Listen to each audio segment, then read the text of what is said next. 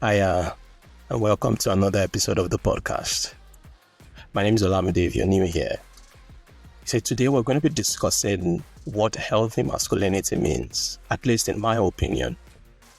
And by masculinity, I'm referring to the qualities or attributes that are typically associated with men or boys. And you can already tell that if I say healthy masculinity, it goes without saying that there is also toxic masculinity. Those traits or expectations that boys and men are often told define them as real men, but which can be harmful or misleading. And having this conversation with teenage boys is incredibly important because young men that are my age are still suffering the consequences of misplaced priorities. People expending their energy on the wrong things because they think that is what defines their manliness. And just to be clear before we move forward, that the only advantage I have here is age, right? So if you're a young boy listening to this is not an attempt of an older man to control your life or to let you think he's doing better or he did better when he was your age. Because sincerely speaking, if I were your age again by any chance, and no one told me what I'm about to tell you, I'd likely make the same choices. So please don't think I'm implying that I'm better than you, or don't think that this series is a way to limit your experiences out of life. Don't think it's another preach. Don't think it's another sermon. Don't think it's another scolding session. It's just because I've come to realize that people my age, we have a responsibility to share our experiences with those coming after us.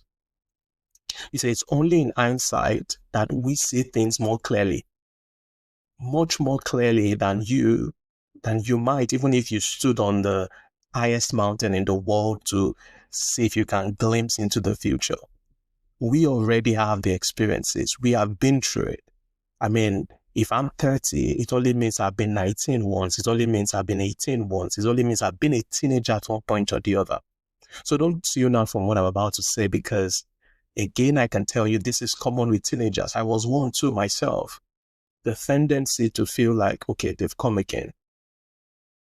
But I would tell you that the privilege of learning from someone's experience is one you need in this season of your life. This is an advantage that if you have, it's going to set you clear. So please don't tune out.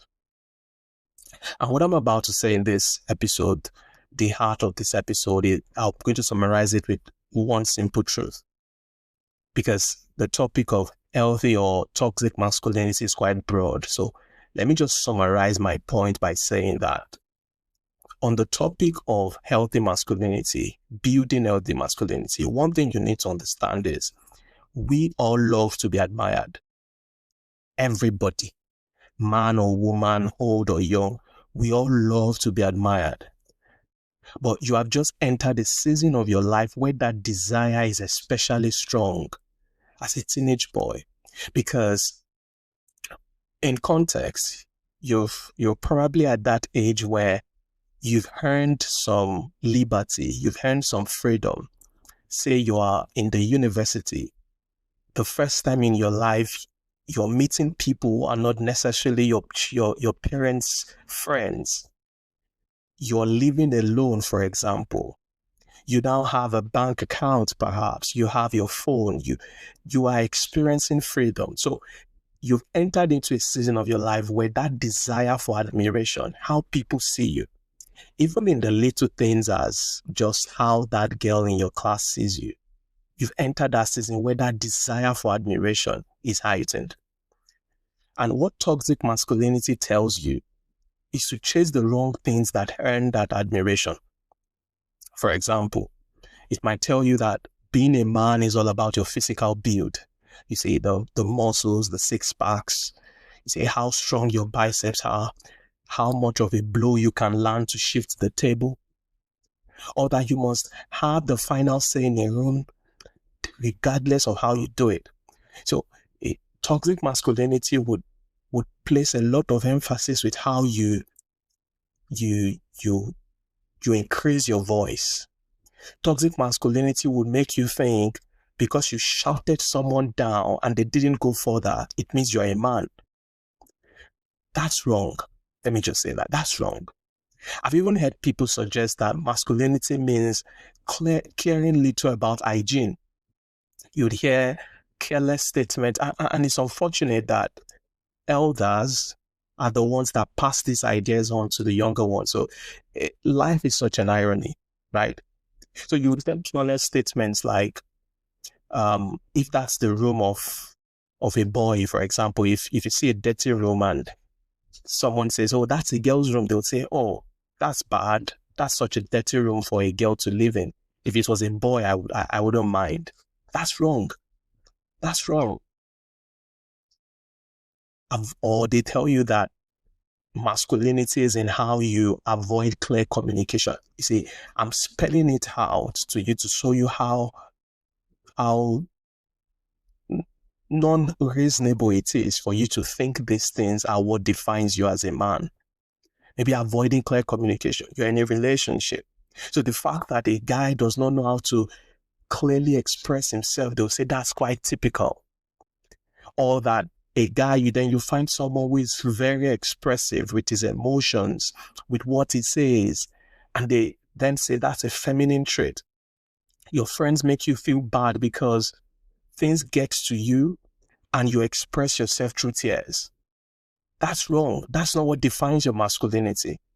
Just the same way, being a dirty person, being someone who does not care about hygiene does not define your masculinity. These were the type of things I heard. These are the type of things that can make a teenage boy, and it's important to say this to every adult listening to this. These are the kind of things you say to teenage boys that if you're not careful about, because of how delicate the season they find themselves, it can lead to some sort of identity crisis. They are trying to reconcile what you said to them defines them as a guy and what they are feeling. Or does it really mean I'm feminine just because I want to tell people exactly how I feel, or because I'm teary, or because unlike other guys, I'm quite particular. Unlike what is considered the normal trait of guys, I'm quite particular with how I look.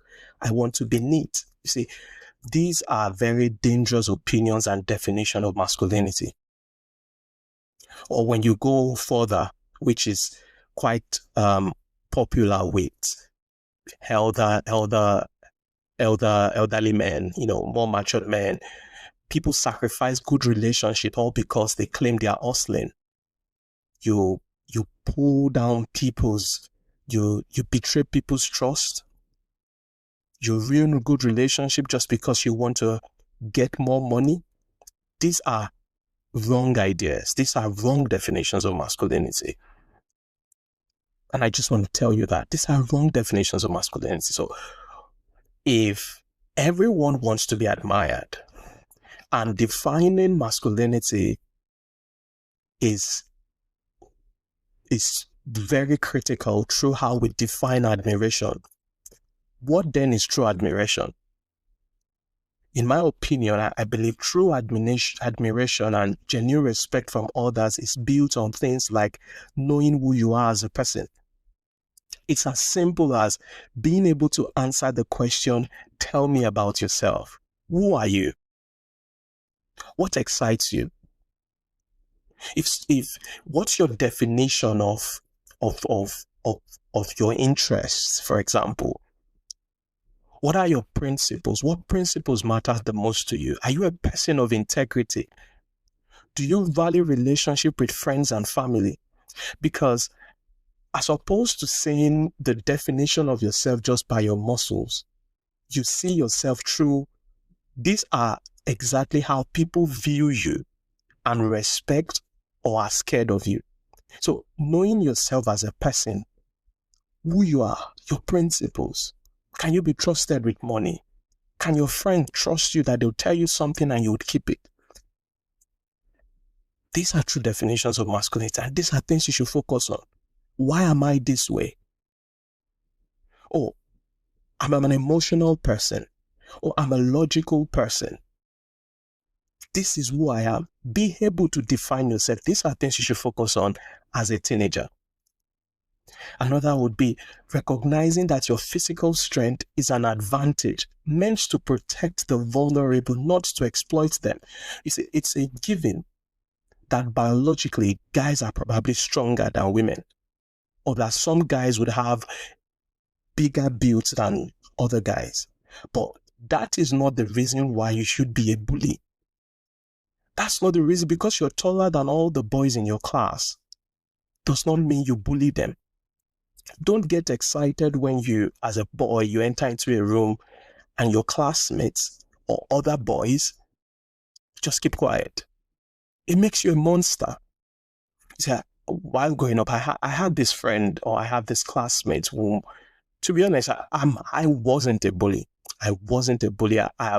My persona have always been that of someone who is on the soft side, right? As strange as that would be if you see me physically, right, in terms of how my face is. But I had this friend who I was very worried because every time I walk into a place, it just keeps quiet.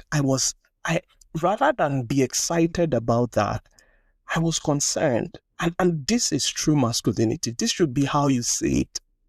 It's only a demon, it's only a monster that should be excited that he walks into a place and another human being is scared. So these are things you should work on. These are things you should be aware of, that, okay, how is this defining my masculinity? Are people intimidated just by the fact that I'm taller than them? Are people intimidated just because I have strength? It shouldn't excite you if that's how you come off as people, because that's not admiration, that's fear. That's a monster. That's what people do when they see a dragon. So don't be excited about things like that. You see, another thing again, and this is important, and I want you to listen to me, especially if you are a guy, you're a teenage boy, and these other definitions of, these toxic definitions of masculinity, things like your physique, your voice, you fall short in those areas. I want you to understand that your mind is the greatest tool that God gave you to serve the world. Your mind is literally that weapon you have to bridge the gap in terms of every other thing you cannot control, like your physique. So this is how you define masculinity. These are things you should work on. How do you communicate? What are you good at? How do you use your talent? These are things to focus on, because it is in things like this that if you harness them, when people hear about you, you might not be there, you might be there, they might just hear your name and they say, oh, Olamide. I say, oh, do you mean that guy that plays football well? Or do you mean that guy that was the best in this subject? Or do you mean that kind guy? These are true definitions of masculinity. And like I said, it is important you understand this, so you don't fall into the trap that people my age are trying their best to get out of.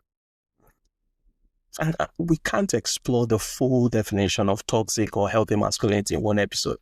But my goal was to just get you thinking, to help you shift your mindset from toxic traits to healthier ones, more meaningful characteristics. So if I missed any definitions of healthy masculinity that you've seen in someone, maybe in your dad, or that you've seen in someone, maybe your colleague, or you've read in a book, please let me know.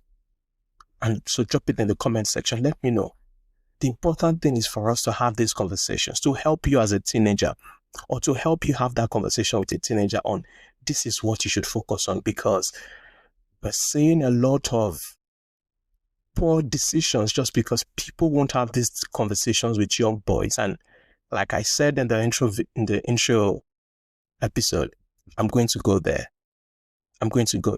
So in the next episode of this series on navigating life as a teenager, we're going to dive deeper into the topic of puberty in young boys, because a lot of things are going on. You are changing, and let's talk about it.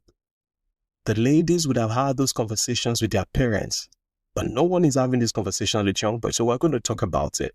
I'm going to share from my experience. So please stay tuned. And remember to like this episode, share with a teenager. Do you have a son? Do you have a brother? Do you have a friend? Share this video. Let's have these conversations. Let's raise better men. Let's raise better boys. Let's avoid the traps or the mistakes that older men have made in the past. So please do like the video, like the episode, share, drop a comment on healthy masculinity, what you can focus on, or lessons you've learned from this episode. And I'm going to catch you on the next episode. My name is Olamide. Bye.